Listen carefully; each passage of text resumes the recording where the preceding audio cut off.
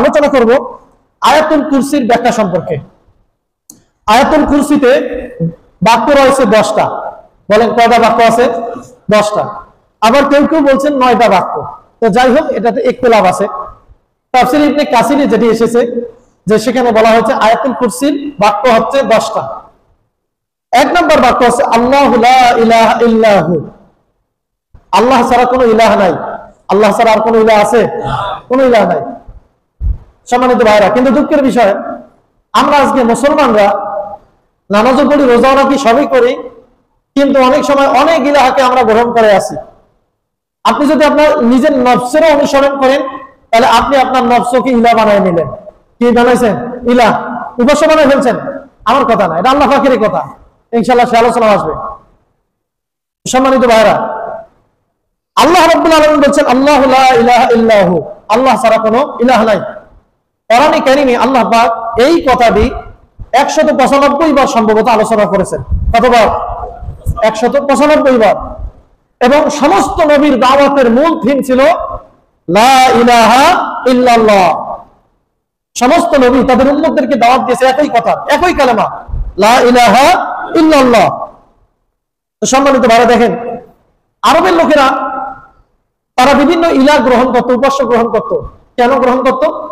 যে এই ইলাহগুলোর কাছে তাদের আশা হচ্ছে যে তারা এই ইলাহগুলোকে মানলে শক্তিশালী হবে, সম্মানিত হবে।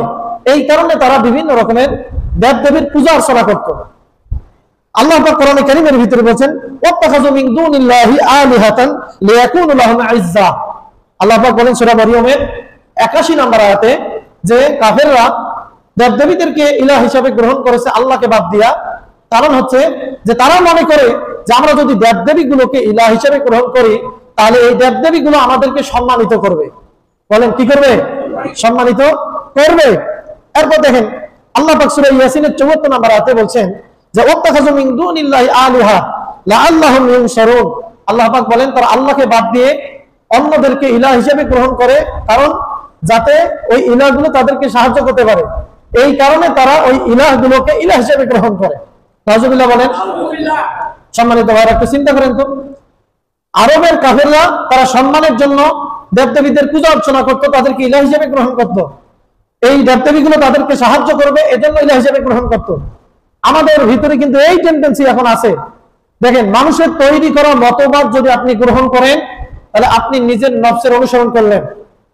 ভালো করে খেয়াল করেন, মানুষের তৈরি করা মতবাদ মেনে নেওয়া হচ্ছে আপনি নফসের অনুসরণ করা, অর্থাৎ আপনি নফসকে ইলাহ হিসেবে গ্রহণ করেছেন। আর মানুষের তৈরি করা মতবাদ গ্রহণ করে এই কারণে যদি মানুষের তৈরি করা মতবাদ দিয়ে রাষ্ট্র পরিচালনা করা হয় তাহলে দেশে শান্তি প্রতিষ্ঠা হবে, দেশে শান্তি বিরাজ করবে, সমাজে শান্তি বিরাজ করবে। এই রকমের টেন্ডেন্সি ওয়ালা মুসলমান আমাদের সমাজে আছে না নাই? আছে ভাইরা। ভালো করে খেয়াল করেন যে মক্কার কাফেররা তারা মনে করতো যদি আমরা দেবদেবীদের পূজা অর্চনা করি, দেবদেবীদেরকে ইলাহ হিসেবে গ্রহণ করি, তাহলে তারা আমাদেরকে সাহায্য করবে, তারা আমাদেরকে শান্তি দিবে, তারা আমাদেরকে শক্তি দিবে। আজকে আমাদের দেশে মুসলমান আছে মানুষের তৈরি করা মতবাদকে গ্রহণ করে মনে করে যে এর মাধ্যমে শান্তি প্রতিষ্ঠা হবে, এর মাধ্যমে আমরা শক্তিশালী হব। তাহলে আরবের সেই সময়ের যারা কাফের, আবু জেহেল, উতবা, সাইবা, ওদের যে আকীদা বর্তমানে আমাদের দেশে অনেক মুসলমানের আকীদা এইরকমই। আমি কি ভুল বললাম ভাইরা? সম্মানিত ভাইরা, আমি আপনাদের সামনে কোনো বানায় কোনো কথা বলবো না, যাহা বলবো সব কোরআন থেকে, কোরআন এবং হাদিস থেকে ভাইরা। তো দেখেন আল্লাহ রাব্বুল আলামিন বলছেন যে এই পৃথিবীতে আকাশে আর জমিনে যদি একাধিক ইলাহ থাকে, যদি থাকতো তাহলে এই জমিনও টিকে থাকতে পারতো না, আকাশও টিকে থাকতে পারতো না, দুইটাই ধ্বংস হয়ে যাইত। আল্লাহ পাক বলেন লাউ কানা ফীহিমা আলিহাতান ইল্লাল্লাহ লাফাসাদাতা। আল্লাহ পাক বলেন যদি আকাশে আর জমিনে একাধিক ইলাহ থাকতো আল্লাহ ব্যতীত রেখে তাহলে আসমান আর জমিন দুটাই ধ্বংস হয়ে যাইতো। বলে সুবহানাল্লাহ। সম্মানিত ভাইরা, তাহলে বোঝা যায় যে একাধিক ইলাহ নাই, একাধিক ইলাহ যদি থাকতো তাহলে দুনিয়া টিকে থাকতে পারতো না। সামান্য একটা চেয়ারে বসার জন্য কত কামরা কামড়ি লাগে আমাদের দেশে, আছে না নাই? আছে না? কেউ বা দিনের ভোট রাতের বেলা করে ক্ষমতা যাইতে চায়, কেউ বা অস্ত্র দেখা ক্ষমতা যাইতে চায়। সামান্য বাংলাদেশের এই ক্ষমতা নিয়ে এত কামরা কামড়ি, আর আকাশ আর জমিনের ক্ষমতা নিয়ে কামরা কামড়ি হইতে কি হইতে না? একাধিক যদি ইলাহ থাকতো। আল্লাহ পাক সবকিছু বলে দিয়েছেন ভাইরা। আল্লাহ পাক দেখেন এরপরে বলছে ওয়া কানা মাআহু মিন ইলাহিন ইযাল লা যাহাবা কুল্লু ইলাহিন বিমা খালাক ওয়া লা ইলাহা বা'দুহু আলা বা'দ। আল্লাহ পাক বলেন যে আমি আল্লাহর সাথে আর কোনো ইলাহ নাই। সুবহানাল্লাহ বলেন, আল্লাহর সাথে আর কোনো ইলাহ নাই। ইযাল লা যাহাবা, আল্লাহ পাক বলেন যদি কোনো ইলাহ থাকতো তাহলে লা যাহাবা, এখানে আল্লাহ পাক লাম তাকিদ ব্যবহার করছেন, তাহলে অবশ্যই তারা কি করতো, কুল্লু ইলাহিন বিমা খালাক, যে ইলাহ যেটা তৈরি করছে, যেটা সৃষ্টি করছে, সেইটা নিয়ে বলতো যে এটা আমার। কেউ বলতো যে সূর্য আমি বানাইছি, এইটা সূর্য আমার কথা অনুযায়ী চলবে। কেউ বলতো যে চাঁদ আমি তৈরি করেছি, এই চাঁদ আমার কথা অনুযায়ী চলবে। কেউ বলবে আমি জমিন তৈরি করেছি, এই জমিন আমার অনুযায়ী চলবে। তো দেখা যাচ্ছে যাই যেটা তৈরি করছে, সৃষ্টি করছে, সেইটাই তারা ভাগাভাগি করে নিত। কি করে নিত? ভাগাভাগি করে নিত। আল্লাহ পাকের কথা। তাহলে আল্লাহ রাব্বুল আলামিনের এই কথা থেকে প্রতীয়মান হয় আকাশে আর জমিনে আর কোন ইলাহ নাই। ইলাহ কয়জন? একজন। বলেন ইলাহ কয়জন? একজন। তিনি কে? আল্লাহ। আল্লাহ পাক তার পরিচয় দিচ্ছেন, আল্লাহু লা ইলাহা ইল্লা। আল্লাহ পাক বলেন যে আমি আল্লাহ, সেই আল্লাহ, লা ইলাহা ইল্লা হুয়া, আমি ছাড়া আর কোন ইলাহ নাই। সম্মানিত ভাইরা দেখেন, এইটি এরপর আল্লাহ পাক বলেন ওয়ালা বা'দুহু আলা বা'দ। এরপরে একাধিক ইলাহ যদি থাকতো তাহলে একজন আরেকজনের উপরে ক্ষমতা প্রয়োগ করার জন্য তারা প্রতিযোগিতা করতো। লা আলা কি করতো? লা আলা একজন আরেকজনের উপরে ক্ষমতা কাটানোর জন্য প্রতিযোগিতা করতো, কামড়াকামড়ি করতো। আর যদি একাধিক ইলাহ থাকতো, এই ইলাহগুলো কামড়াকামড়ি করলে, নিজেদের মধ্যে ঝগড়াঝাটি করলে, আকাশ আর জমিন এই দুটো কি ঠিক থাকতো ভাইরা? ঠিক থাকতো না। আল্লাহ পাক বলেন আকাশে জমিনে আর কোনো ইলাহ নাই, ইলাহ একজন, তিনি কে? আল্লাহ। সম্মানিত ভাইরা, এই লা ইলাহা ইল্লাল্লাহ এইটা হচ্ছে তাওহীদের কালেমা। কিসের কালেমা বলেন? তাওহীদের কালেমা। এই তাওহীদের কালেমা, কালিমাতুত তাওহীদ, এটার 4টি শর্ত রয়েছে। বলেন কয়টা শর্ত আছে? 4টা শর্ত। 1 নম্বর শর্ত হচ্ছে এই তাওহীদের কালেমা সম্পর্কে জ্ঞান অর্জন করা। কি অর্জন করা? জ্ঞান অর্জন করা। লা ইলাহা ইল্লাল্লাহ এটার জ্ঞান অর্জন করা। সম্মানিত ভাইরা, আমরা তো জানি যে লা ইলাহা ইল্লাল্লাহ, আল্লাহ ছাড়া আর কোনো মাবুদ নাই, কোনো ইলাহ নাই। এতটুকু জানলেই হবে। এর গুলো রহস্য কি? লা ইলাহা ইল্লাল্লাহ, আল্লাহ পাক কি শব্দ ব্যবহার করছেন? আগে আল্লাহ পাক নাবিদুক শব্দ ব্যবহার করে আর কোন যে ইলাহ নাই সবটাকে আল্লাহ পাক বিদায় করছেন। আর কোন ইলাহ থাকতে পারে না একমাত্র আল্লাহ ছাড়া। একমাত্র কে ছাড়া? আল্লাহ ছাড়া। সম্মানিত ভাইরা, সুতরাং এই কালেমার জ্ঞান অর্জন করতে হবে, কালেমা সম্পর্কে জ্ঞান অর্জন করতে হবে। এইটা হচ্ছে কালিমাতুত তাওহীদের 1 নম্বর শর্ত। হযরত ওসমান রাদিয়াল্লাহু তাআলা আনহু তিনি বলেন, নবী করিম সাল্লাল্লাহু আলাইহি সাল্লাম বলেন, মান মাতা হুয়া ইয়ালামু আন্নাহু লা ইলাহা ইল্লাল্লাহ দাখালাল জান্নাহ, যে ব্যক্তি লা ইলাহা ইল্লাল্লাহ সম্পর্কে জ্ঞান অর্জন করে মৃত্যুবরণ করলো, ওই লোকটা আল্লাহর জান্নাতে যাবে। সুবহানাল্লাহ। সম্মানিত ভাইরা, একটু চিন্তা করেন, কালেমা সম্পর্কে যদি জ্ঞান অর্জন করে মৃত্যুবরণ করতে পারেন তাহলে জান্নাত কি? ডাইরেক্ট, কোনো সন্দেহ নাই, ডিরেক্টলি আপনি আল্লাহর জান্নাতে যাবেন। সুবহানাল্লাহ বলবেন না? সম্মানিত ভাইরা, এরপরে দেখেন 2 নম্বর শর্ত হচ্ছে এই কালেমা তাওহীদের, যে এই কালেমা সম্পর্কে চুল পরিমাণ সন্দেহ পোষণ করা যাবে না। সন্দেহ পোষণ করা যাবে? যাবে না। দেখেন আল্লাহ রাব্বুল আলামিন কোরআন কারীমে সূরা হুজরাতের ভিতরে কি বলছেন? হুজরাতের 15 নম্বর আয়াতে, ইন্নামাল মুমিনুনা আল্লাযীনা আমানু বিল্লাহি ওয়া রাসূলিহি সুম্মা লাম ইয়ারতাবু ওয়া জাহাদু বিআমওয়ালিহিম ওয়া আনফুসিহিম ফি সাবিলিল্লাহ উলাইকা হুমুস সাদিকুন। আল্লাহ পাক বলেন মুমিন তো তারাই যারা আল্লাহর প্রতি ঈমান আনয়ন করছে, রাসূলের প্রতি ঈমান আনয়ন করছে, বিশ্বাস স্থাপন করেছে, এরপরে চুল পরিমাণ সন্দেহ করে নাই। কি করে নাই? সন্দেহ করে নাই যে আল্লাহ একজন আছে, না আরেকজন হয়তো থাকতে পারে, আরেকজন হয়তো থাকতে পারে। এই যে সন্দেহ, এই সন্দেহ থাকলে আপনার ভিতরে ঈমান নাই। আপনার ভিতরে কি নাই? ঈমান নাই। চুল পরিমাণ না, জাররা জাররা পরিমাণও যদি সন্দেহ থাকে আল্লাহ এবং রাসূলের প্রতি ঈমান আনয়নের ব্যাপারে, তাহলে আপনার ভিতরে ঈমান নাই।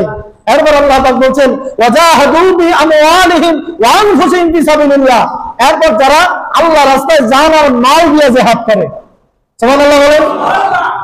যারা আল্লাহ এবং রাসূলের প্রতি ঈমান আনে, কোনো সন্দেহ করে না। 3 নম্বরে যারা আল্লাহর রাস্তায় জিহাদ করে। আল্লাহর রাস্তায় কি করে? জিহাদ করে। কি দিয়া? জান আর মাল দিয়া। তাহলে সম্মানিত ভাইরা, চিন্তা করেন যে আল্লাহর রাস্তায় জিহাদ অর্থাৎ আল্লাহর জমিনে আল্লাহর দ্বীন কায়েমের আন্দোলন করা, এটা কত বড় একটা দায়িত্ব, কত বড় দায়িত্ব। আল্লাহ পাক যেখানে বলতেছেন যারা আল্লাহর প্রতি ঈমান আনয়ন করবে, রাসূলের প্রতি ঈমান আনয়ন করবে, তাদের দায়িত্ব হচ্ছে আল্লাহর জমিনে আল্লাহর দ্বীন কায়েমের জন্য আন্দোলন করা। কার কথা? আল্লাহর কথা। জিহাদ করা মানে কি? আন্দোলন করা, আল্লাহর জমিনে আল্লাহর দ্বীনকে প্রতিষ্ঠার জন্য আন্দোলন করা। সেই আন্দোলন আপনাকে জান দিয়েও করতে হবে, মাল দিয়েও করতে হবে।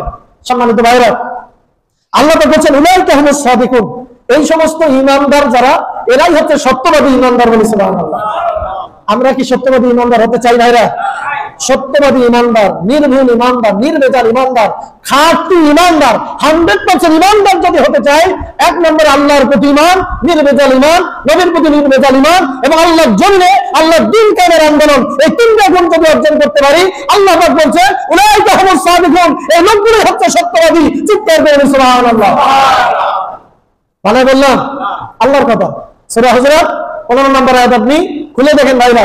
তো সম্মানিত ভাইরা, তাহলে কালিমাতুত তাওহীদের দ্বিতীয় নম্বর শর্ত হচ্ছে যে কোন রকমের সন্দেহ পোষণ করা যাবে না।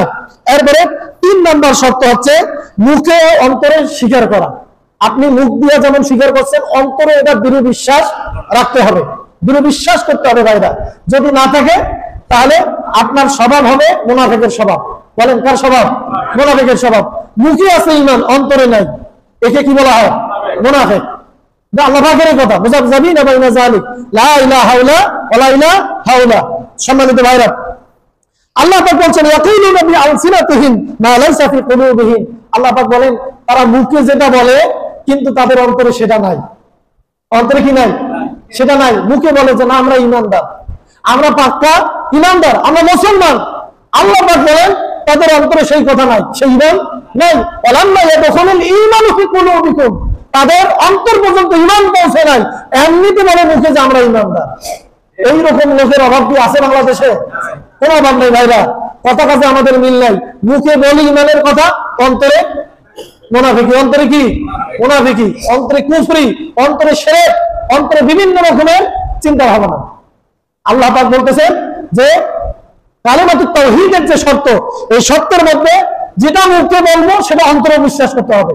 অন্তরে কি করতে হবে? বিশ্বাস করতে হবে। অন্তরে যেটা বিশ্বাস করব সেটা বাস্তব নমুনা দেখাই দিতে হবে। এর নাম হচ্ছে ঈমান। এর নাম কি? ঈমান। আল ঈমান ওয়া তাসদীক বিল জানান ওয়াল ইকরার বিল লিসান ওয়াল আমাল বিল আরকান। ঈমান হচ্ছে সেই জিনিসের নাম, আপনি মুখে যেটা বলবেন অন্তরে বিশ্বাস করতে হবে এবং অন্তরে যেটা বিশ্বাস করবেন সেটা বাস্তব কাজে পরিণত করে দেখাই দিতে হবে। সুবহানাল্লাহ। এর নাম কি? ঈমান। তাহলে এই রকম যদি আমরা করতে পারি, লা ইলাহা ইল্লাল্লাহ, এই যে তাওহীদের কালেমা আমরা বিশ্বাস করি, তখন এটা পরিপূর্ণ বিশ্বাস হবে। সম্মানিত ভাইরা, এরপরে চতুর্থ শর্ত হচ্ছে মহব্বতের সাথে আল্লাহ পাকের একত্ববাদ মেনে নেওয়া। আল্লাহ পাক তিনি যে এক এবং একক, এইটা মহব্বতের সাথে মেনে নেওয়া। সুবহানাল্লাহ বলে। অর্থাৎ আল্লাহকে সবকিছুর থেকে বেশি ভালোবাসা। সবকিছুর থেকে কি? বেশি ভালোবাসা। এটা ঈমানের দাবি। দেখেন হযরত আনাস রাদিয়াল্লাহু তাআলা আনহু তিনি বলেন, নবী করিম সাল্লাল্লাহু আলাইহি ওয়াসাল্লাম বলেছেন, সালাসুন মান কুন্না ফিহি ওয়াজাদা হালাওয়াতাল ঈমান ওয়াজাদা বিহিন্না হালাওয়াতাল ঈমান। নবী করিম সাল্লাল্লাহু আলাইহি ওয়াসাল্লাম বলেন, যার ভিতরে 3টা গুণ থাকবে সেই ব্যক্তি ঈমানের স্বাদ আস্বাদন করতে পারবে। কয়টা গুণ? 3টা। 3টা গুণ যদি আমার আপনার ভিতরে থাকে, তাহলে ঈমানদার যে আপনি, এটা আপনি নিজে বুঝতে পারবেন। ঈমানের স্বাদ আপনার মনের ভিতরে এসে যাবে। কোরআন তেলাওয়াত করবেন, ভালো লাগবে। নামাজ পড়বেন, স্বাদ পাবেন, মজা পাবেন। ইসলামের যে কাজটাই করেন না কেন, সেইটাতে আপনি মজা পাবেন। কয়টা বিষয়? 3টা। নবী করিম সাল্লাল্লাহু আলাইহি ওয়াসাল্লাম বলেন, 1 নম্বর হচ্ছে আইয়াকুন আল্লাহু ওয়া রাসূলুহু আহাব্বা ইলাইহি মিম্মা সিওয়াহুমা, আল্লাহ এবং রাসূলকে পৃথিবীর সব কিছুর থেকে বেশি মহব্বত করা। আল্লাহ এবং রাসূলকে সব কিছুর থেকে বেশি মহব্বত করা। যদি আপনার ভিতরে এই ধরনের টেন্ডেন্সি পয়দা হয়, তাহলে ঈমানের স্বাদ পাবো। এখন বলেন, আমার আপনার ভিতরে আল্লাহ এবং রাসূলের থেকে মহব্বত বেশি না কম? অন্যান্য জিনিসের থেকে মহব্বত আল্লাহ এবং রাসূলের চেয়ে অন্যান্য জিনিসের মহব্বত বেশি। সন্তানের মহব্বত, স্ত্রীর মহব্বত, মা বাবার মহব্বত, ধন সম্পদের মহব্বত আর অন্যান্য মানুষের মহব্বত বেশি অন্তরে আল্লাহ এবং রাসূলের থেকে। ঠিক কিনা? ভুল বললাম? আল্লাহ এবং রাসূলের থেকে আমরা এইগুলোকেই বেশি মহব্বত করি, বেশি ভালোবাসি। আহাব্বা ইলাইকুম মিনাল্লাহি ওয়া রাসূলিহি ওয়া জিহাদিন ফি সাবিলিহি। আল্লাহ পাক বলেন, তোমরা যদি এইগুলোকে আল্লাহ এবং রাসূলের থেকে এবং জিহাদের থেকে বেশি ভালোবাসো, তাহলে ফাতারাব্বাসু, তাহলে অপেক্ষা করো, হাত্তা ইয়াতিয়াল্লাহু বিআমরি, আল্লাহ পাকের শাস্তি আসার। চিৎকার করে নাউযুবিল্লাহ। আল্লাহ পাক বলছেন, আল্লাহ এবং রাসূলের থেকে যদি তোমার বাপ মা, তোমার সন্তান, তোমার পাড়া প্রতিবেশী, তোমার ধন সম্পদ, তোমার ব্যবসা প্রতিষ্ঠান, তোমার ঘর বাড়ি, এগুলো যদি বেশি প্রিয় হয়, আল্লাহ পাক বলেন আমার শাস্তির অপেক্ষা করো। নাউযুবিল্লাহ বলেন না? সম্মানিত ভাইরা, তাহলে এটা খামখেয়ালি বিষয় না। আল্লাহ এবং রাসূলকে সব কিছুর থেকে বেশি প্রাধান্য দিতে হবে। রাজি আছি তো আমরা ভাইরা? আল্লাহ পাক যেন আমাদেরকে কবুল করেন, বলে আল্লাহুম্মা আমিন। সম্মানিত ভাইরা, তাহলে এই আয়াতুল কুরসির 1 নাম্বার বাক্য হচ্ছে লা ইলাহা ইল্লা হুয়া, ইল্লা হুয়া, আল্লাহ ছাড়া আর কোনো ইলাহ নাই, আছে? নাই। এরপরে 2 নাম্বার বাক্য হচ্ছে আল হাইয়ুল কাইয়ুম, আল্লাহকে তিনি হচ্ছেন ইলাহ, তিনি চিরঞ্জীবী এবং চিরস্থায়ী। সুবহানাল্লাহ বলেন। আল্লাহ পাক হচ্ছেন চিরঞ্জীবী, তার মৃত্যু হবে না, আল্লাহর মৃত্যু হবে না। আল্লাহ পাক তিনি আছেন, তিনি অতীতে ছিলেন, তিনি বর্তমানে আছেন, ভবিষ্যতেও থাকবেন। কুল্লু মান আলাইহা ফান ওয়া ইয়াবকা ওয়াজহু রাব্বিকা যুল জালালি ওয়াল ইকরাম। আল্লাহ পাক বলেন সব কিছু ধ্বংস হয়ে যাবে, একমাত্র কেবলমাত্র আমি আল্লাহ পাক থাকবে। চিৎকার করে সুবহানাল্লাহ। মৃত্যুর মরণ হবে, আর কেন বাকি রবে? বাকি রবে শুধু প্রভু নিরঞ্জন। সুবহানাল্লাহ বলেন। মৃত্যুর মরণ হবে ভাইরা। হযরতে আজরাইল আলাইহিস সালাম যে সমস্ত প্রাণী জান কবজ করবে, সেই হযরতে আজরাইল আলাইহিস সালামেরও মৃত্যু হবে। আজরাইল আলাইহিস সালাম তার মরণ হবে। এরপরে পৃথিবীতে আকাশে জমিনের কেউ থাকবে না, একমাত্র কে থাকবে? আল্লাহ। আল্লাহ। চিৎকার দিয়ে বলেন কে থাকবেন? আল্লাহ। আল্লাহ হচ্ছেন আল হাইয়ুল কাইয়ুম, তিনি হচ্ছেন চিরঞ্জীবী, চিরস্থায়ী, তিনি আছেন, তিনি থাকবেন। সম্মানিত ভাইরা, তাহলে আমাদের মৃত্যু হবে, আল্লাহ পাকের মৃত্যু হবে না। আমরা সবাই মরবো, থাকবো নাকি? কেউ থাকবো না ভাইরা। এই জন্য মরণের জন্য আমাদের প্রস্তুতি নেওয়ার দরকার আছে না নাই? মৃত্যুর প্রস্তুতি নিতে হবে ভাইরা সব সময়। ইলামা তাস্তামিদু আলা গায়িক ওয়া তাস্তামরি মারা আবাগিক। আল্লামা হারিরি রাহমাতুল্লাহ আলাইহি তিনি তার মাকামাতে হারিরিতে উল্লেখ করেছেন যে আর কতকাল তুমি আল্লাহ পাকের নাফরমানির চারণ ভূমিতে বিচরণ করবে, আর কতকাল তুমি নাফরমানির চারণ ভূমিকে সুপ্রিয় মনে করবে। আম্মাল হিমামু মিয়াদুক, মৃত্যু কি তোমার প্রতিশ্রুত বিষয় না? মৃত্যু তো তোমার আসবে, এটা কি প্রতিশ্রুত না? আম্মা মিয়াদুক, এই মৃত্যুর জন্য তুমি কি প্রস্তুতি গ্রহণ করেছো? কি প্রস্তুতি গ্রহণ করেছো? এজন্য ভাইরা এখান থেকে শিক্ষা হচ্ছে আমাদেরকে মৃত্যুর প্রস্তুতি নিতে হবে। নিতে রাজি আছি ভাইরা? মৃত্যুর প্রস্তুতি নিতে হবে ভাইরা। তাহলে আল্লাহ পাক আয়াতুল কুরসির ভিতরে 2 নম্বর যে বাক্যের কথা বলছেন সেটা হচ্ছে আল হাইয়ুল কাইয়ুম, তিনি হচ্ছেন চিরস্থায়ী এবং চিরঞ্জীব। এরপরে 3য় বাক্য হচ্ছে লা ইয়াখুযুহু সিনাতু ওয়ালা নাওম। আল্লাহ পাক নিজের পরিচয় দিচ্ছেন যে আল্লাহ হচ্ছেন এমন আল্লাহ, তিনি চিরস্থায়ী, চিরঞ্জীব, যাকে কোনো ঘুম কিংবা তন্দ্রা স্পর্শ করতে পারে না। সুবহানাল্লাহ বলবেন না? আমাদের অবস্থা দেখেন, অনেকে তো জুমার নামাজ পড়তে আসছেন, আমি খেয়াল করি অনেকে ঝিমায়, আছে না? নামাজ পড়তে এসে ঝিমায়, অনেকে তো ঘুমিয়ে পড়ে যায়, অনেকে বসে থাকতে ঘুমিয়ে গিয়ে পড়ে যায়, আছে না?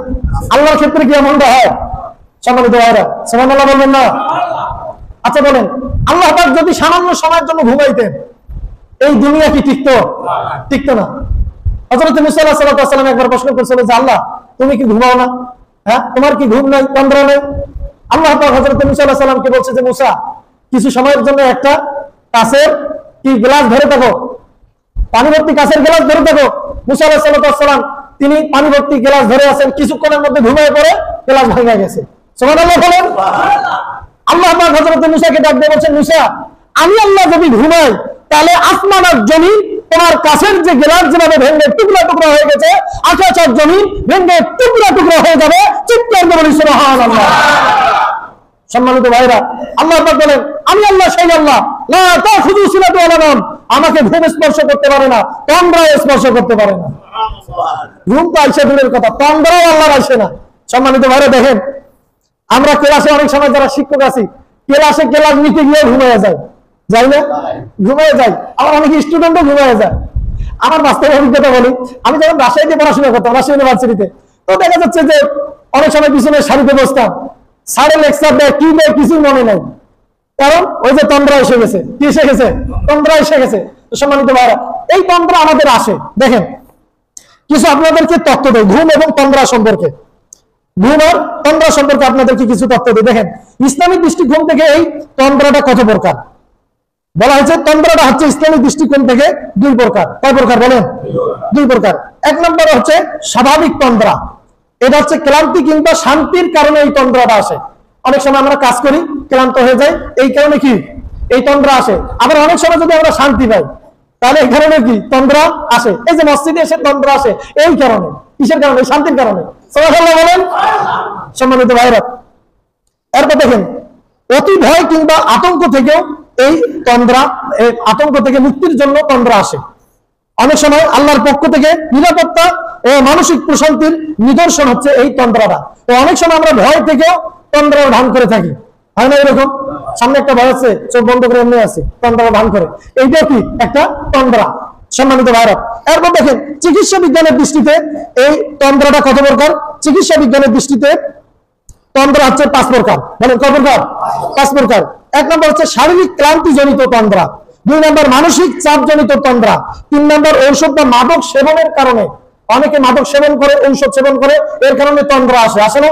কাশির যদি ঔষধ খান ঘুমও আসে, তন্দ্রাও আসে। এরপর দেখেন রোগ জনিত কারণে অনেকে তন্দ্রা আসতে পারে এবং খাদ্য অভ্যাসের কারণে অনেকে তন্দ্রা আসতে পারে। অনেক সময় আমরা বেশি খাই, এই বেশি খাওয়ার কারণেও তন্দ্রা আসে। তাহলে ইসলামিক দৃষ্টিকোণ থেকে তন্দ্রা হচ্ছে 2 প্রকার, চিকিৎসা বিজ্ঞানের দৃষ্টিতে তন্দ্রা হচ্ছে 5 প্রকার। আরো ক্লাসিফিকেশন আছে, সেদিকে যাই না। এরপর দেখেন ঘুমের প্রকারভেদ। ঘুমটা কয় প্রকার? ইসলামিক দৃষ্টিকোণ থেকে ঘুম হচ্ছে 5 প্রকার। বলেন কয় প্রকার? 5 প্রকার। এক নম্বর ঘুমকে বলা হয় নাউম। ঘুমকে কি বলা হয়? নাউম। আয়াতের ভিতরে যে নাউম কথাটা এসেছে এইটাকে ঘুম বলা হয়। নাউম কাকে বলে? সাধারণ স্বাভাবিক ঘুম, এইটাকে নাউম বলা হয়। দৈনন্দিন আমরা যে বিশ্রামের জন্য ঘুম নেই, ঘুম যাই, এইটা হচ্ছে নাউম। এরপরে এই নাউমের বা ঘুমের আরেকটি প্রকার হচ্ছে সিনা। অর্থাৎ এই আয়াতের ভিতরে লা তাখুযু সিনাতু ওয়ালা নাওম, এই যে সিনা, এটা কিন্তু ঘুমের একটা প্রকারভেদ। তো এইটাকে বলা হয় হালকা ঘুম বা তন্দ্রা। হালকা ঘুমকে সিনা বলা হয়। আরেকটি হচ্ছে 3 নম্বর হচ্ছে রুকুদ, অর্থাৎ দীর্ঘ সময় ঘুমানো। দীর্ঘ সময় ঘুমানোটাকে রুকুদ বলা হয়। আসহাবে কাহাবে যে 6 জন কিংবা 7 জন যুবক, তারা যে গুহার ভিতরে ঘুমাইছিল কত বছর? কে বলতে পারবেন? 309 বছর। 309 বছর ঘুমিয়েছিলেন তারা। আল্লাহ পাক তাদের এই ঘুমটাকে কোরআনে কারীমের ভিতরে রুকুদ বলে আখ্যায়িত করেছেন। বলি সুবহানাল্লাহ। আল্লাহ পাক বলছেন আসবাহু ফি রুকুদ, তারা দীর্ঘ সময় ঘুমন্ত অবস্থায় ছিল। দীর্ঘ সময় আল্লাহ পাক অন্য আয়াতের ভিতরে বলছেন সেই দীর্ঘ সময়টা হচ্ছে 309 বছর। সম্মানিত ভাইরা, এরপর দেখেন রুকুদ কিন্তু বলা হয় কবর থেকে যখন আমাদেরকে উত্তোলন করা হবে। কবর থেকে যারা ইমানদার তারা তো ঘুমিয়ে পড়বে। সুবহানাল্লাহ বলেন। কিয়ামতের পূর্ব মুহূর্তে কবর থেকে যখন বান্দাদেরকে ঘুম থেকে জাগ্রত করা হবে, সেই ঘুমটাকেও রুকুদ বলা হয়। আল্লাহ পাক কোরআনে কারীমের ভিতরে এই ঘুমের কথাটা উল্লেখ করেছেন। সম্মানিত ভাইরা, এরপর 4 নম্বর ঘুমের নাম হচ্ছে হাজা। 4 নম্বর ঘুমের নাম কি? হাজা। এটা হচ্ছে রাতের প্রথম ভাগের ঘুম। রাতের যে আমরা প্রথম ভাগ ঘুমাই, এইটাকে হাজা ঘুম বলা হয়। আল্লাহ পাক এভাবে কোরআনে কারীমের ভিতরে বলেছেন হুম কালিলুম মিনাল লাইলি ইয়াহজাউন, ইমানদাররা তো এমন ব্যক্তি যারা রাতের কিছু অংশে শুধু ঘুমায়। সুবহানাল্লাহ বলেন। প্রথম অংশে তারা রাতের প্রথম অংশে ঘুমায়, আর শেষ অংশে সাহাবায়ে কেরাম আল্লাহ পাকের ইবাদত বন্দেগীতে, ইমানদার বান্দারা ইবাদত বন্দেগীতে কাটিয়ে দেয়। চিৎকার করে সুবহানাল্লাহ। সম্মানিত ভাইরা, রাতের প্রথম ভাগে যে আমরা ঘুম দেই, এইটাকে আরবিতে বলা হয় হাজা। এবং 5ম নম্বর ঘুমের নাম হচ্ছে নুয়াস। 5ম নম্বর ঘুমের নাম কি? নুয়াস। এই নুয়াস ঘুমের কথা আল্লাহ পাক কোরআনে কারীমের ভিতরে বলছেন। দেখেন ইয ইউগাশশিকুমুন নুআসু আমানাতাম মিনহু, আল্লাহ পাক বদরের যুদ্ধের সময় ইমানদারদের উপরে এই ঘুমটা দিয়েছিলেন। সুবহানাল্লাহ বলেন। এইটাকে বলা হয় নুআস, শান্তির ঘুম, প্রশান্তির ঘুম। এইটাকে মূলত এটা একবারে পুরোপুরি ঘুম না, এটা হচ্ছে তন্দ্রা। এটা কি? তন্দ্রা। তো সম্মানিত ভাইরা, ইসলামের দৃষ্টিকোণ থেকে ঘুম হচ্ছে 5 প্রকার। এরপরে চিকিৎসা বিজ্ঞানের দৃষ্টিতে ঘুম হচ্ছে 2 প্রকার। কয় প্রকার বলেন? 2 প্রকার। নন রেম স্লিপ, আরেকটা হচ্ছে রেম স্লিপ। এই 2 প্রকার আবার 4 স্টেজে বিভক্ত। 4 স্টেজে বিভক্ত। 1 নম্বর স্টেজ হচ্ছে হালকা ঘুম, 2 নম্বর স্টেজ হচ্ছে মাঝারি ঘুম, 3 নম্বর স্টেজ হচ্ছে গভীর ঘুম, এবং 4 নম্বর স্টেজ হচ্ছে স্বপ্নময় ঘুম। সম্মানিত ভাইরা, এই যে ঘুমের যে প্রকারগুলো বললাম আপনাদের সামনে, আচ্ছা বলেন এই ঘুমের এবং তন্দ্রার যত রকমের প্রকার আছে, এইগুলা কি আল্লাহ রাব্বুল আলামিনের ধারের কাছে আসতে পারে? আসতে পারে? পারে না। আল্লাহ পাক বুঝাতে চান, বান্দা আমি আল্লাহ রাব্বুল আলামিন তোমরা যে ঘুমের যে বিভিন্ন রকমের ঘুম তোমরা যাও, তোমরা যে বিভিন্ন রকমের তন্দ্রা যাও, তন্দ্রা আসে তোমাদের বিভিন্ন প্রকার ঘুম এবং তন্দ্রা থেকে আমি আল্লাহ পাক সম্পূর্ণভাবে মুক্ত। চিৎকার করে বলি সুবহানাল্লাহ। আল্লাহ পাক মুক্ত, পবিত্র, তার কোনো তন্দ্রাও আসে না, তার কোনো ঘুমও আসে না। সম্মানিত ভাইরা দেখেন, এই ঘুমের ব্যাপারে কোরআন এবং হাদিসে অনেক গুরুত্বের কথা এসেছে। আমরা যদি সময় পাই তাহলে বাকি সময়টা আমরা কি সে সম্পর্কে আলোচনা করবো ইনশাআল্লাহ ভাইরা। যদি আমরা এই ঘুম সম্পর্কে আলোচনা করতে চাই তাহলে সময় হবে না। এরপরে আমরা 3 নম্বর বাক্য নিয়ে আলোচনা করলাম, লা তাখুযুহু সিনাতু ওয়ালা নাম। আল্লাহ হচ্ছেন সেই সত্তা যাকে ঘুম স্পর্শ করতে পারে না, তন্দ্রা স্পর্শ করতে পারে না। এরপরে 4 নম্বর বাক্য হচ্ছে লাহু মা ফিস সামাওয়াতি ওয়া মা ফিল আরদ। চিৎকার করে বলি সুবহানাল্লাহ। আল্লাহ পাক বলেন, আকাশে আর জমিনে যাহা কিছু আছে সব কিছুর মালিক কে? আল্লাহ। সব কিছুর মালিক হচ্ছেন আল্লাহ পাক। সম্মানিত ভাইরা দেখেন, আল্লাহ পাকের একটি নাম হচ্ছে মালিক, আরেকটি নাম হচ্ছে মালিক। একটা নাম মিম আলিফ দিয়া, আরেকটা নাম শুধু মিম দিয়া, মালিক আরেকটা মালিক। তো আল্লাহ রাব্বুল আলামিন তিনি মালিক এবং মালিক, দুটো নামই আল্লাহ পাকের। অর্থাৎ আল্লাহ পাক পৃথিবীতে ক্ষুদ্র ক্ষুদ্র যে জিনিস সেটারও মালিক, আকাশ আর জমিন এটারও মালিক। চিৎকার করে সুবহানাল্লাহ। সম্মানিত ভাইরা দেখেন, আমাদের দেশের যারা প্রধানমন্ত্রী হয় তারা বাংলাদেশের পরিচালনা করে, তারাও কি মালিক, তাদের মালিক হলো বাংলাদেশ। কিন্তু আসলে কি তারা প্রত্যেকটা জিনিসের মালিক? তারা মালিক না, তারা পরিচালনা করার ক্ষেত্রে মালিক। কি কি পরিচালনার ক্ষেত্রে তারা মালিক, কিন্তু আল্লাহ তো এইরকম মালিক না। আল্লাহ ছোট যে জিনিসটা সেটারও মালিক, বড় যে সবচেয়ে যে জিনিসটা সেটারও মালিক। এই জন্য আল্লাহ পাক বলেন মালিক ইয়াউমিদ্দিন, আল্লাহ পাক কিয়ামত দিবসের মালিক। আল্লাহ পাক তারপরে বলেন ওয়াল্লাহুল্লাযী লা ইলাহা ইল্লাহু আলিমুল গায়বি ওয়াশ শাহাদা ওয়ার রাহমানুর রহিম ওয়াল্লাহুল্লাযী লা ইলাহা ইল্লাহু আল মালিকুল কুদ্দুস। সুবহানাল্লাহ বলেন। আল্লাহ পাক তিনি মালিক, তিনি আবার মালিক, দুইটাই। সুবহানাল্লাহ বলেন না? সম্মানিত ভাইরা আল্লাহ পাক বলেন লাহু মা ফিস সামাওয়াতি ওয়া মা ফিল আরদ, আকাশে জমিনে যাহা কিছু আছে সব তার মালিক হচ্ছেন আল্লাহ পাক। সম্মানিত ভাইরা দেখেন, আল্লাহ পাক সবকিছুর মালিক। এই যে আপনি পায়ে যে স্যান্ডেলটা পরেন, এটা মালিক কে বলেন তো? আল্লাহ। মনে করবেন হুজুর আবার কি বলেন, স্যান্ডেলের মালিক আবার আল্লাহ হতে পারে? হ্যাঁ, আল্লাহ পাক সবকিছুর মালিক। আপনার যে পায়ের স্যান্ডেল সেটারও মালিক আল্লাহ। আপনাদেরকে একটা ঘটনা শোনাই। হযরত নিজামুদ্দিন আউলিয়া রাহমাতুল্লাহ আলাইহি একজন জগৎ বিখ্যাত আল্লাহর ওলি ছিলেন। তার একবার একটা স্যান্ডেল ছিঁড়ে যায়, তো তিনি তার এক শাগরেদকে বললেন যে মুসির কাছে গিয়া স্যান্ডেলটা ঠিক করে নিয়ে আসো। এখন মুসির কাছে গেছে, যাওয়ার পরে স্যান্ডেল ঠিক করার পরে মুসি বলছে যে এটা স্যান্ডেলটা কার, এই স্যান্ডেলের মালিক কে? এখন এই শাগরেদ বলে স্যান্ডেলের মালিক হচ্ছে আল্লাহ। স্যান্ডেলের মালিক কে? আল্লাহ। মুসির তো মেজাজ গরম, আবার বলে যে স্যান্ডেলের মালিক কে? ও স্যান্ডেলের মালিক তো আল্লাহ। মুসির মেজাজ গরম হয়ে গেছে। এক পর্যায়ে তিনি নিজামুদ্দিন আউলিয়া রাহমাতুল্লাহ আলাইহির কাছে, মানে তিনি বিচারকের কাছে গেলেন। যাওয়ার পরে বিচারকের কাছে যাওয়ার পরে তিনি বললেন যে এই লোকটা এতই বোকা, একটা পায়ের স্যান্ডেল এটা নাকি আল্লাহ, এটা নাকি আল্লাহর। হযরত নিজামুদ্দিন আউলিয়া রাহমাতুল্লাহ আলাইহি যখন তিনি এই কথা শুনলেন যে তার মুরিদকে কাজীর দরবারে নিয়ে যাওয়া হয়েছে, কারণ তিনি বলছে স্যান্ডেলের মালিক আল্লাহ, এত ভেজাল করে ফেলছে, এই জন্য কাজীর কাছে নিয়ে যা বিচার করবে। তো কাজীর দরবারে নিজামুদ্দিন আউলিয়া রাহমাতুল্লাহ আলাইহি যাওয়ার পরে কাজীকে বললেন যে কাজী বিচারক, এই যে ব্যক্তি বলছে যে স্যান্ডেল আল্লাহ, এ হচ্ছে আমার মুরিদ, আমার মুরিদ, আমার শাগরেদ, আমার ছাত্র। তো সে যে কথাটা বলছে যে এই স্যান্ডেলের মালিক আল্লাহ, সে এই দৃষ্টিকোণ থেকে বলছে যেহেতু আল্লাহ পাক বলছেন লিল্লাহি মা ফিস সামাওয়াতি ওয়াল আরদ, আকাশের জমিনে যাহা কিছু আছে সব তার মালিক হচ্ছেন আল্লাহ। সুবহানাল্লাহ। আমার যে পায়ের স্যান্ডেল এইটার মালিক কে? বলেন, এটার মালিক কে? আল্লাহ। আমার এই শাগরেদ, সে আমার যে এটা স্যান্ডেল, এইটা সে বলতে লজ্জা পাচ্ছে যে আমি কিভাবে বলি। আল্লাহ পাক তো কোরআনে বলছে আকাশে জমিনে যাহা আছে সব কিছুর মালিক আল্লাহ, আর আমি যদি বলি এই স্যান্ডেলের মালিক হচ্ছে নিজামুদ্দিন আউলিয়া, তাহলে তো আল্লাহর সাথে আমার কেমন হয়ে গেল না? আল্লাহর সাথে মানে এইটা আমি তো বলতে পারি না। তো সম্মানিত ভাইরা দেখেন, শাগরেদ কত হাই থটের চিন্তা করেছে যে আল্লাহ পাক তো বলছেন লিল্লাহি মা ফিস সামাওয়াতি ওয়াল আরদ, আকাশে জমিনে যা আছে সবটার মালিক আল্লাহ। তো সম্মানিত ভাইরা বলেন, আকাশে জমিনে যাহা কিছু আছে সবকিছুর মালিক কে? আল্লাহ। সম্মানিত ভাইরা এরপরে দেখেন ৫ম নম্বর বাক্য হচ্ছে মান যাল্লাযী ইয়াশফাউ ইনদাহু ইল্লা বিইذনিহি। ৫ম নম্বর বাক্য যে আল্লাহ পাকের অনুমতি ব্যতীত আর কে আছে কিয়ামতের ময়দানে সুপারিশ করবে? কিয়ামতের ময়দানে কেউ কি সুপারিশ করতে পারবে? সুপারিশ করতে পারবে, তবে আল্লাহর অনুমতি নিয়ে। কার অনুমতি নিয়ে? আল্লাহর অনুমতি নিয়ে। আল্লাহ যদি বলেন যে তোমাকে অনুমতি দিলাম সুপারিশ করো, তাহলে ওই ব্যক্তি সুপারিশ করতে পারবে, তবে শর্ত আছে ভাইরা। আল্লাহ যদি ওই ব্যক্তির উপরে সন্তুষ্ট হন, খুশি হন, রাজি থাকেন, তাহলে আল্লাহ সেই ব্যক্তিকে ক্ষমতা দিতে পারেন তাকে সুপারিশ করার। সম্মানিত ভাইরা, কিয়ামতের ময়দানে সুপারিশ হবে দুই প্রকার। বলেন কয় প্রকার? দুই প্রকার। একটা আছে বিশেষ সুপারিশ, এইটাকে বলা হয় শাফাআতে কুবরা কিংবা শাফাআতে উজমা, সবচেয়ে বড় সুপারিশ। এই সুপারিশটা করবেন নবী করিম সাল্লাল্লাহু আলাইহি সাল্লাম। সুবহানাল্লাহ বলেন। এই সুপারিশের মালিক কে? নবী করিম সাল্লাল্লাহু আলাইহি সাল্লাম। তিনি এই সুপারিশটা করতে পারবেন, আর কেউ এই সুপারিশ করতে পারবেন না। সম্মানিত ভাইরা, দেখেন আল্লাহ পাক কোরআনে কারীমের ভিতরে বলছেন অমিনাল লাইলি ফাতাহাজ্জাদ বিহি নাফিলাতাল লাক আসা আইয়াবা আসাকা রাব্বুকা মাকামান মাহমুদা। আল্লাহ পাক এই আয়াতের ভিতরে যে মাকামান মাহমুদের কথা বলছেন, এই মাকামান মাহমুদ বলতে শাফাআতে কুবরা কি বোঝানো হয়েছে? বলি সুবহানাল্লাহ। তাহলে মাকামে মাহমুদের একমাত্র অধিকারী হবেন নবী করিম সাল্লাল্লাহু আলাইহি সাল্লাম। সম্মানিত ভাইরা, এই শাফাআতে উজমা বা কুবরা নবী করিম সাল্লাল্লাহু আলাইহি সাল্লাম কখন এটা করবেন?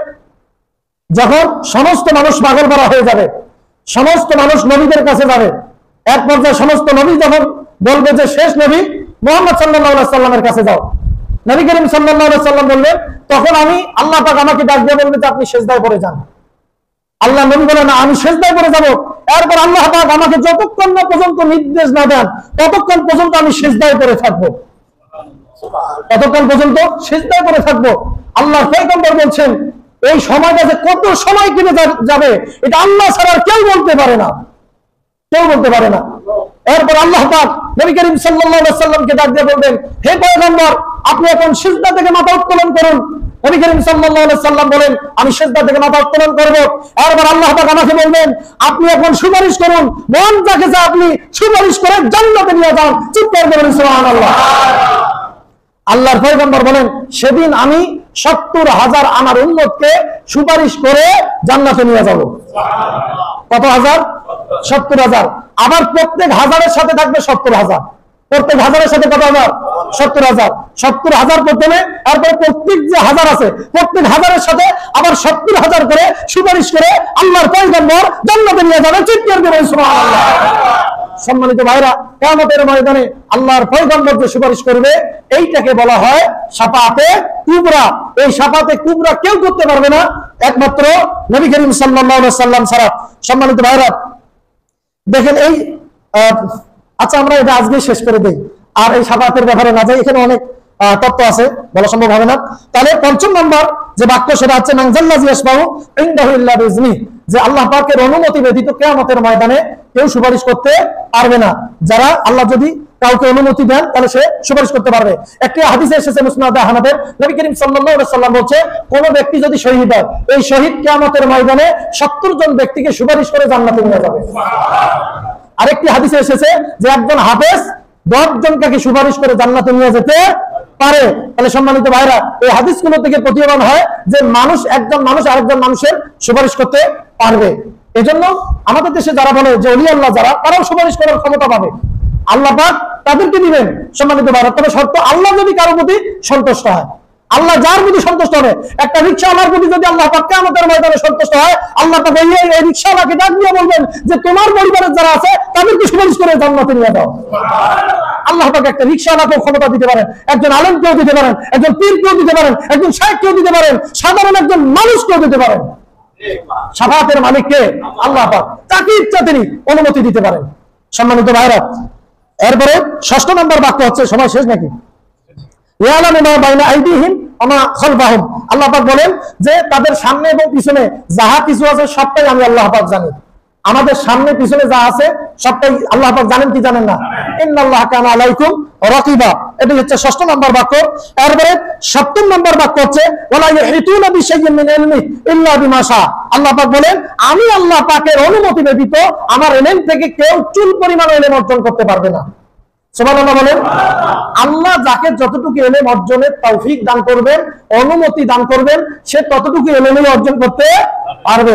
সম্মানিত ভাইরা, আল্লাহ পাক বলেন ওমা উতিতুল ইলমা ইল্লা কালিলা। আমি আমার বান্দাদেরকে যত সামান্য কিঞ্চিত পরিমাণ ইলম দান করেছি। আপনাদেরকে সংক্ষেপে শুধু একটা ঘটনা বলি। দেখেন আল্লাহ পাক মানুষকে কতটুকু ইলম দিয়েছেন। হযরত মূসা আলাইহিস সালাম এবং হযরত খিজির আলাইহিস সালাম, ওই যে মূসা আলাইহিস সালাম বলছিল যে আমি এই এলাকার শেখ, আমি সব জ্ঞানে জানি। তো আল্লাহ পাক বললেন যে তুমি খিজিরের সাথে গিয়ে দেখা করো। তো হযরত খিজির আলাইহিস সালাম এবং মূসা আলাইহিস সালাম, হযরত খিজির আলাইহিস সালাম জ্ঞান অর্জন করবে, মানে মূসা আলাইহিস সালাম জ্ঞান অর্জন করবে খিজির আলাইহিস সালাম থেকে। তো তারা দুইজনে একটা নদীর তীর কিংবা সাগরের তীর দিয়ে যাচ্ছে, হেঁটে যাচ্ছে। এক পর্যায়ে একটা নৌকা আসলো, আসার পরে তারা নৌকাতে চললো। চলার পরে হাদিসে এসেছে, আপনাদেরকে টনটনে সেই হাদিস শোনাচ্ছি। তো সেই নৌকাতে তারা চললেন, চলার পরে নৌকাতে যে নৌকার যে মাঝি, তাদের কাছ থেকে কোনো ভাড়াও নিলেন না, তাদের কাছে কোনো ভাড়া নিলেন না, কারণ ওই মাঝি ভালো করে চেনে হযরত খিজির আলাইহিস সালামকে। দেখবেন যে অনেক দোকানদার আছে, এই যে আমার মতো অধম অনেক অনেক ভাই আছে যে একটা জিনিস দিয়ে টাকা নিতে চায় না, হয় না এরকম? সম্মানিত ভাই, ওই মাঝিও যে হযরত খিজির আলাইহিস সালামকে চেনে, ভালো করে চেনে। তো তিনি তার কাছ থেকে ভাড়া নেবেন না। এক পর্যায়ে ওই নৌকাতে একটা চড়ুই পাখি এসে বসলো। নবী করিম সাল্লাল্লাহু আলাইহি ওয়াসাল্লাম বলছে যে একটা চড়ুই পাখি এসে ওই নৌকার এক কোনায় গিয়ে বসলো। বসার পরে আল্লাহ নবী বলেন ওই চড়ুই পাখিটা সমুদ্রের মধ্যে একটা ঠোকর মারলো। কি মারলো? ঠোকর মারলো। একটা কিংবা নাকারাতান, দুইটা ঠোকর মারলো। হযরত খিজির আলাইহিস সালাম হযরত মূসা আলাইহিস সালামকে ডাক দিয়ে বললেন যে হে মূসা, ওই যে চড়ুই পাখিটা সমুদ্রের মধ্যে যে ঠোকর দিল, একটা কিংবা দুইটা, ওর ঠোঁটের মধ্যে যতটুকু পানি আছে, তোমার আর আমার এলেনকে যদি একত্রিত করি সেই ঠোঁটের পানি পরিমাণ হবে না। চিৎকার করে বলি সুবহানাল্লাহ। সম্মানিত ভাইরা, আল্লাহ পাক যাকে যতটুকু ইলম দান করবেন সে ততটুকুই পাবে। এরপর আল্লাহ পাক বলছেন ওয়াসিয়া কুরসিয়ুস সামাওয়াতি ওয়াল আরদ। 8 নম্বর বাক্য হচ্ছে আসমান আর জমিন ব্যাপী হচ্ছে আল্লাহ পাকের কুরসি। আসমান আর জমিনে হযরত ইবনে আব্বাস রাদিয়াল্লাহু তাআলা বলছেন কুরসিটা হচ্ছে আল্লাহ পাকের পা রাখার জায়গা। আল্লাহ পাকের কি? পা রাখার জায়গা। হযরত আব্দুল্লাহ ইবনে আব্বাস রাদিয়াল্লাহু তাআলা আরো বলছেন যদি আকাশ আর জমিনকে একত্রিত করা হয় তাহলে আল্লাহ পাকের কুরসির কাছে একটা বিন্দু মনে হবে। একটা কি মনে হবে? বিন্দু মনে হবে। সাহারা মরুভূমির বুকে একটা বিন্দু মনে থাকলে যেরকম আল্লাহ পাকের কুরসির কাছে আসমান আর জমিন সেই রকম। চিৎকার করে সুবহানাল্লাহ। সম্মানিত ভাইরা, 9 নম্বর বাক্য হচ্ছে ওয়ালা ইয়াউদু হিফযুহুমা। আল্লাহ পাক আসমান আর জমিনের পরিচালনা করতে তিনি ক্লান্ত হয়ে পড়েন না। এবং 10 নম্বর বাক্য হচ্ছে ওয়াল আলিউল আযীম। আল্লাহ পাক তিনি হচ্ছেন সুমহান এবং তিনি হচ্ছেন সুমর্যাদাবান। চিৎকার করে বলি সুবহানাল্লাহ। আল্লাহ রাব্বুল আলামিন আমাদেরকে এই আয়াতুল কুরসির উপরে আমল করার তৌফিক দান করে। দেখবেন আল্লাহুম্মা আমিন। যারা 4 রাকাত সুন্নাত পড়েন সুন্নাত আদায় করে নেন।